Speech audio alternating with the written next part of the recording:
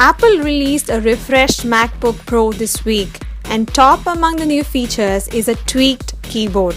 Apple says it's quieter than the last version. Online internet portal iFixit found something else, a thin silicone barriers of the keyboard that could improve the keyboard's reliability.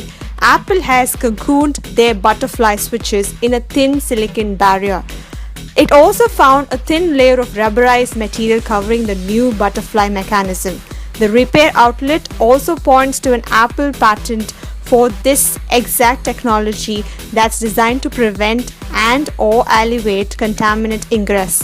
The changes to the keyboard were designed to address the loud clickity-clack and not the keyboard's tendency to get mucked up by dust.